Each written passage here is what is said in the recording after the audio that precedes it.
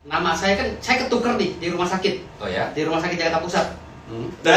Akhirnya kata bapak saya, ini saya pernah mimpi waktu kamu umur 7 bulan. Katanya. Saya dikasih mimpi namanya Oiwobo. Apa kita tambahin Oiwobo aja di belakangnya, katanya gitu.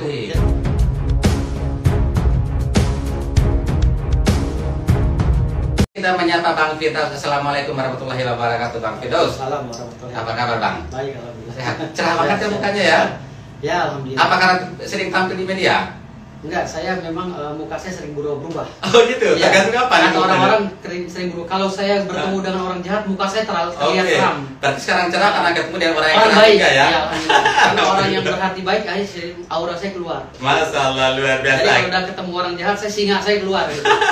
Harus hati-hati Ya, kalau gitu karena ya. keturunan sultan begitu semua rata-rata. Ya, kalau yang asli ya, kalau yang asli bukannya palsu. Oke, langsung ada klaim yang asli. Ya. Kalau sultan asli semuanya rata-rata mukanya berubah-ubah. Siap, kalau begitu Sobat Inspirasi. Sedikit Sobat Inspirasi, saya ingin membacakan dulu nih profil dari Bang Firdaus. Nama lengkapnya adalah Muhammad Firdaus Oiwobo. Nanti saya akan tanyakan kenapa namanya ada Oiwobo di belakang, apakah itu hanya sebatas julukan yang beliau cantumkan sendiri atau memang nama pemberian dari orang tua. Mungkin bisa disangka dulu itu bagaimana Bang status nama Oiwobo-nya? Jadi waktu pertama kali lahir dulu, Ya. nama saya ketuker nih di rumah sakit. Oh ya. Di rumah sakit Jakarta Pusat.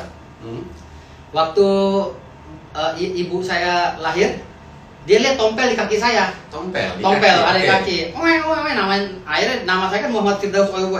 Nama saya kan Muhammad Firdaus awalnya. Muhammad Firdaus saja. Iya. Oke. Udah. Karena hilang itu, karena ini kan ketukar di rumah sakit. Oke. Jadi kata suster, ini anak ibu cewek. Nah, kata kan zaman dulu kan rumah sakitnya belum begitu kayak sekarang. Oh ya? Gitu loh. Terus? Nah, ini anak ibu. Kata ibu saya, bukan. Saya lihat ada kelamin laki-lakinya, ada tompelnya gitu. Oh gitu ya? Saya ketukar itu. Oh ketukar. Ketukar. Nah, akhirnya Sebentar, jangan-jangan memang bukan Firdaus yang asli ini Sobat ya. Ketukar di rumah sakit ini ya. Ketukar tuh, saya di rumah sakit Jakarta Pusat. Bapak saya bingung kan ngomong. Nah, kata ibu saya ciri-ciri anak saya ada tompel di kakinya katanya. Oke, dicek ternyata. Terus ada kelamin laki-lakinya gitu, bukan wanita. Carilah sama suster tuh yang ketemulah yang bertompel gitu kan. Akhirnya kata bapak saya, ini saya pernah mimpi waktu kamu umur 7 bulan katanya.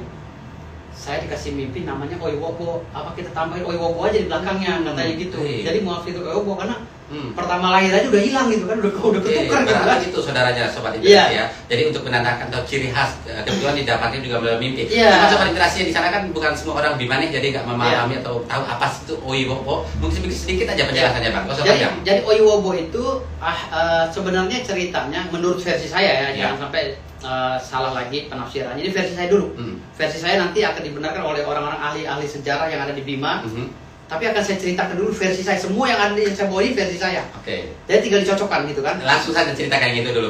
Jadi Oiwobo itu adalah suatu pemandian atau air ya, yang sekarang pemandian ya, air yang diketuk oleh Sultan Ismail Muhammad Shah melalui tongkatnya pada saat meletusnya Gunung Tambora. Oke. Jadi antara Oiwobo sama Lengge itu berbarengan dibangunnya di Maria Wawo itu. Gitu loh. Ini versi saya. Jadi Oiwobo itulah pemandian yang awal muala pemandian itu awalnya diketok oleh Sultan Ismail keluar air begitu ya. Pada saat Bima itu mengalami letusan Gunung Tambora, ya pada saat Bima meletus Tambora kan semuanya jadi kering kerontang.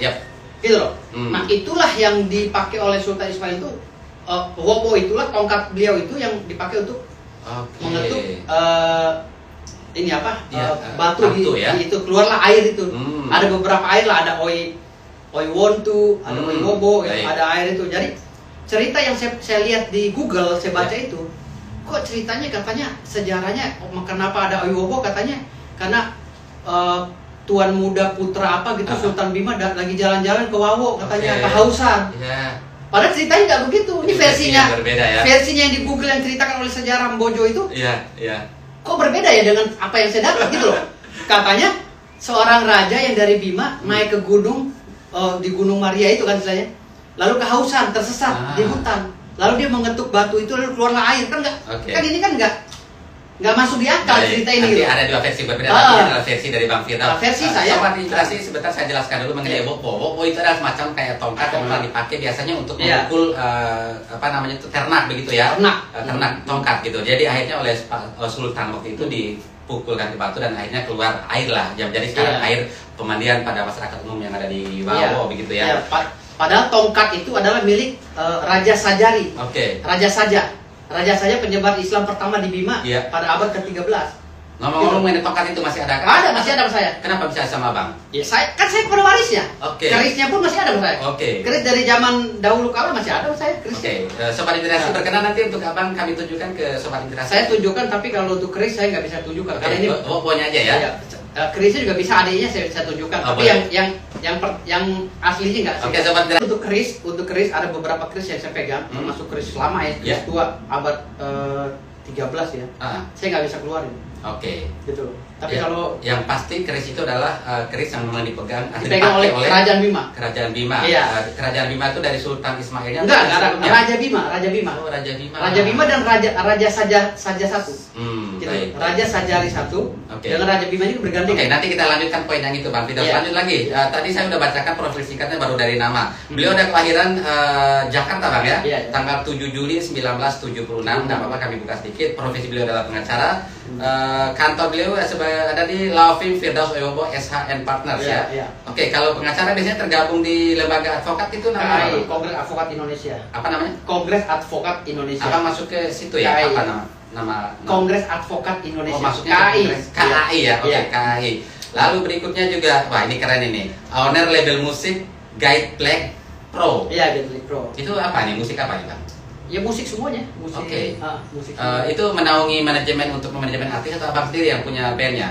Saya punya sendiri, saya punya band juga, saya punya saya punya PH juga, punya studio rekaman juga ada. Ada 2 rekaman studio rekaman. Vokalis juga di sini di Sobat Inspirasi ditulis sama tim kreatifnya vokalis dari band Vertical Blue ya. Jago menyanyi juga ya rupanya ini. Tidak cuma ngaku sebagai ketua dan sultan ya, tapi ternyata memang punya talenta yang luar biasa nih.